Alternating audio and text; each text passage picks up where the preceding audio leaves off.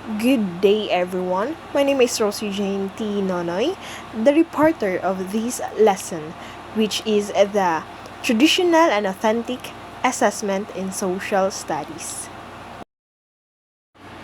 All of you have experienced to be student and later on teachers.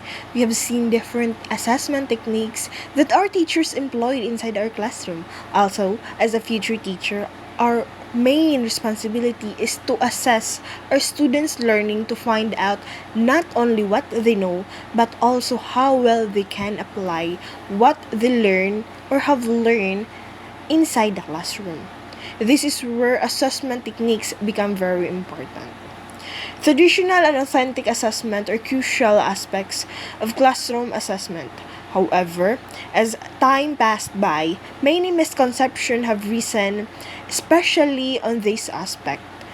One can argue that authentic assessment is far better than traditional assessment. This is an example of a concept that you need to understand in order to become the best teacher. But before we begin, let me share with you the objective of this report. The first objective in this report is to distinguish the different type of traditional and authentic assessment in social studies. Second is determine the appropriate assessment type to use in classroom assessment. Now let's proceed to the main lesson. Traditional assessment. The best example of traditional assessment is a paper and pencil test, which is used to determine the students' learning outcomes. In this slide, traditional assessment refers to the tools such as multiple choice tests, true or false, fill in the blanks, matching types, and many others. Students typically answer questions through recalling information from a schema. So it means that a traditional assessment is not mainly for assessing what the student learned from your discussion, but also to assess what the student already learned. Also, the tools in traditional assessment can be standardized or teachers made. Why? Because, as I said, traditional assessment is just not mainly for assessing the students' learning outcome or the what they learn from your topic, but also assessing them on what they have already learned. So kapag ganon, teachers uses these tools or this type of tools to assess the students for them to know what particular topics na irarap up pa nila. Also, traditional assessment is a methodology which involves assessment tools primarily focusing on the attainment of intellectual abilities and is focuses on the cognitive skills. In simpler terms, it's about learning how to think, reason, analyze, remember, or solve problems. These skills involve the mind and intellectual rather than emotion or physical action. It means that they want to develop or they want the students to develop and improve their thinking and understanding abilities. Since traditional assessment strongly focus on cognitive aspects, it considered as an indirect and an authentic approach in measuring students' learning outcomes. This method usually measures learning through secondary evidences such as test scores, survey, or self-report rather than through the task or performance. For example, you ask the students who is the head of barangay, what is the main duty of a mayor. This is indirect and inauthentic approach because students are only recalling facts from the lesson. It does not measure whether they can actually apply their prior knowledge, such as explaining how this official help solve community problems or stimulating a barangay meeting. In other words, this assessment tests the memory instead of the real understanding or application in real life of a social situation. There are three purposes of traditional assessment, which is evaluate learners.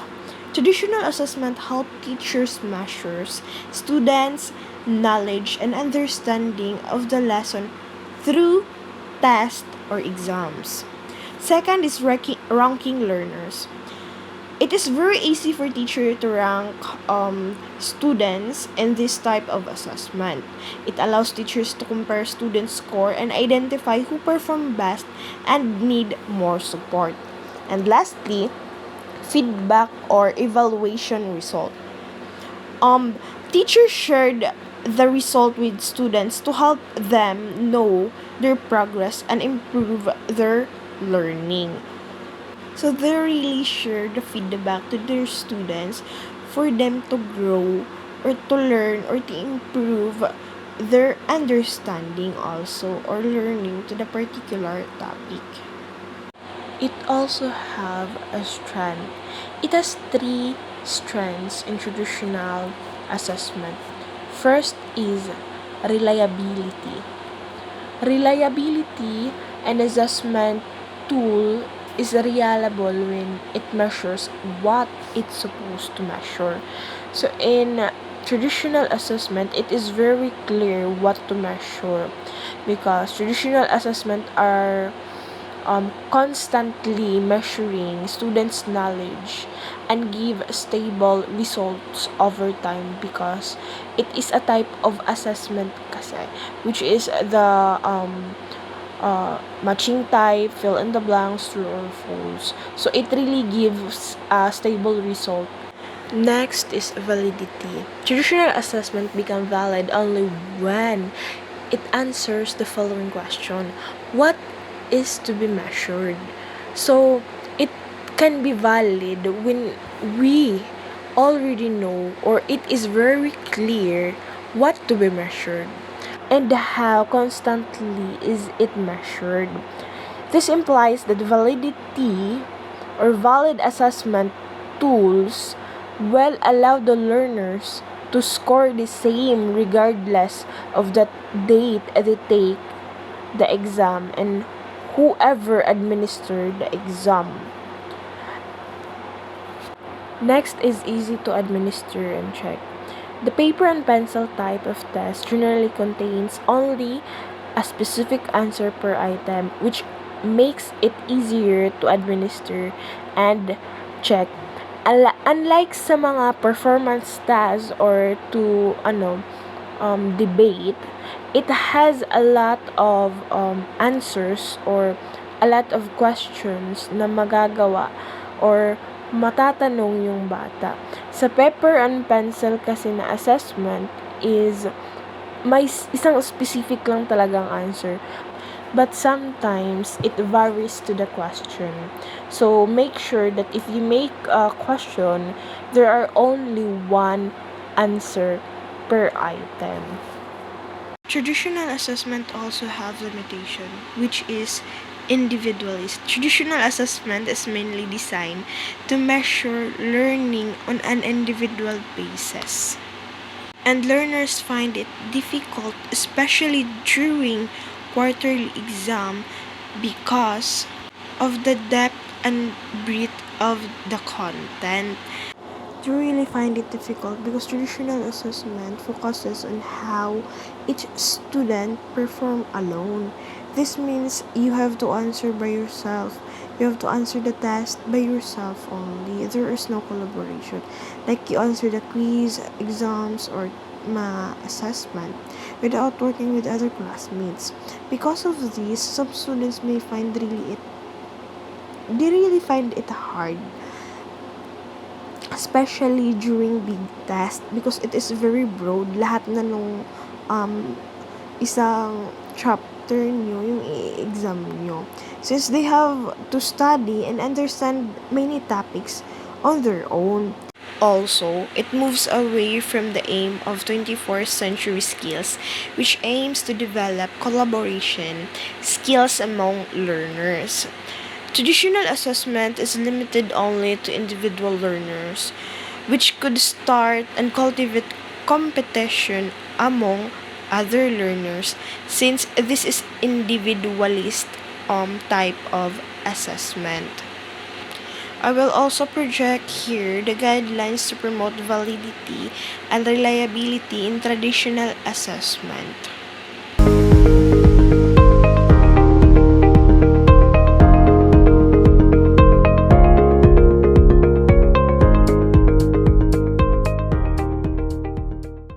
Now let's proceed to the authentic assessment. Now, dumako naman tayo sa authentic assessment. In authentic assessment, this is a way of checking what you really understand and can do in real life situation, not just what you can remember from your notes. Some teachers call it alternative assessment because it's different from the usual paper and pencil test, which is the traditional test. Instead of just answering question, you might make a project, perform a role play, create a poster, or solve a real problem. That show how you can apply what you learn. This kind of assessment help teachers see how you think, act, and use your knowledge, not just how you memorize. It's also connected to constructivism, which means you learn best when you build your own understanding through doing and experiencing. So authentic assessment let you learn by doing, and it also help you improve your own pace. So I will just give you for examples in authentic assessment. Example in social studies, instead of just taking a test about community helpers, you might create a mini project showing how your barangay officials solve problems. These show your real understanding, not just memorization of the topic, or if you just memorize your notes, or it was just under the remembering what the teacher tells you. Instead of just remembering, you could apply it in real life. So this is the sense of uh, authentic assessment. There are also rules that identified ni TIME 2017, which is the cardinal rules in planning and implementing authentic assessment. First is to determining the skills and achievements the student will develop. This means that the teacher first decide what you need to learn and what skills you should show. For example, in social studies, it could be teamwork, critical thinking, or understanding how a community works. The teachers plans what learning goals you should reach.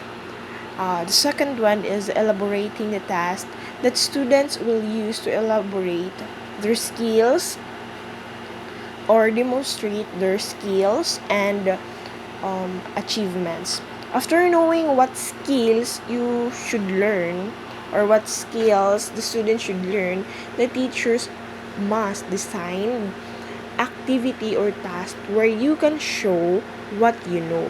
For example, making a community map or role playing as government officials. These tasks help you apply what you learn in real life. The third one is determining and communicating scoring rubrics for evaluation. This means the teacher prepares a rubric or guide that explains how your work will be graded. It tells what makes an excellent, good, or needs improvement performance. The teacher also explain it to the to you before you start, so you know what to aim for.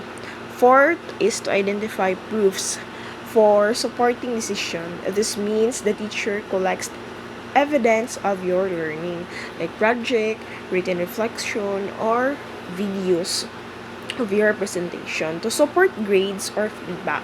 This proof shows how well you really learn the lesson.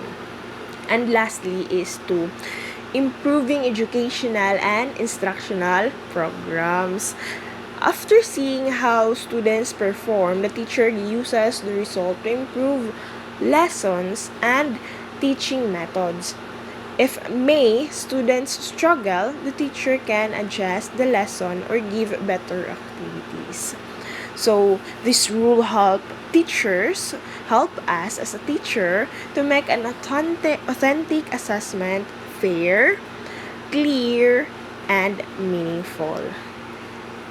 Authentic assessment has four strengths. First is authentic assessment as direct measure.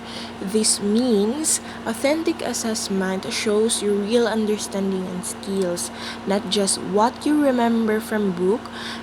You get to apply what you learn to real life situation. For example, if you learn about community helpers, you might create a project showing how they solve problem in barangays.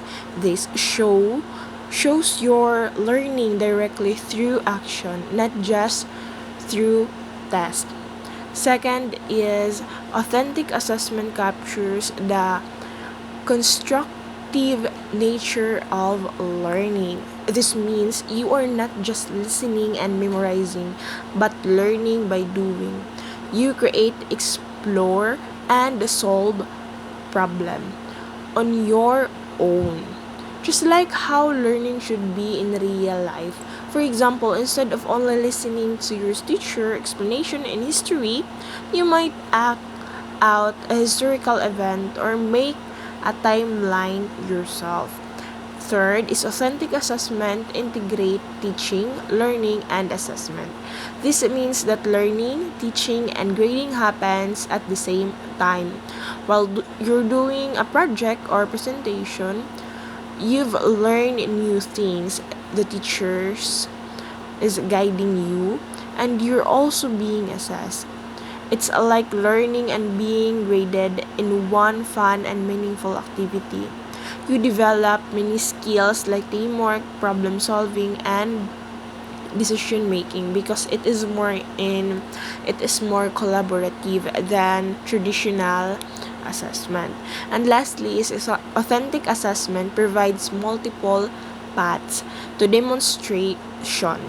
This means there are many ways to show what you learned. You can make a poster or write a report or create a model which fits your strength best. Everyone learns differently, so this kind of assessment let you show your talent and intelligence in your own way. In short, ang authentic assessment, it helps students learn by doing, thinking creatively, and apply lesson to real life situation. Also, si authentic assessment, kinuha niya din or in-apply na yung aim ng 21st century skills which aim to develop collaborative skills among learners. So if there is strength, there are also limitation in this type of assessment. First, this is a subjective in scoring or subjective in scoring. This means the teacher might judge student differently because of their own opinion or expectation. For example, a teacher might think one student always does well, so they might give a higher score without meaning to. Hindi nila minimi na gawin yun, but because that's what they see. To avoid this, a teacher must have a clear rubric and fair rules. So, she can make or he can make or the teacher can make the grading more objective and also equal for everyone. Second is costlessness. Sometimes doing authentic tasks like project or performance can be expensive or required materials talaga. It really needs materials. Some student might buy extra decoration or props just to get higher scores. To avoid these, teachers should explain clearly what's important in the rubric. So student focus on learning and not on spending money. Third is limit skills and knowledge that are assessed. Authentic assessment sometimes only measures specific skills related to the task. This means not all lesson or learning goals in the curriculum may be covered. For example, if you have a poster about heroes, it might not show everything you know about history. Diba? So, may mga limitation talaga tayo. Last one is the time constraints. Authentic assessment take more time because students need to plan, practice, and perform. Teachers also need time to guide and checks everyone's work. Sometimes it can even take up your time at home, making you tired. That's why teachers need to manage time carefully so students can learn and rest properly. So, para maiwasan din to, you can have rubric and guidelines. Sa guidelines, ilalagay mo dun ilang oras magpe-prepare, ilang oras ng practice, and make sure na yung time allotment mo ay may dapat sobra pa or dapat alam mo kung paano i-manage yung time mo for you to be able to not or wag kainin ng time ng practice, plan, yung performance, yung isang session yun. That's all. Thank you.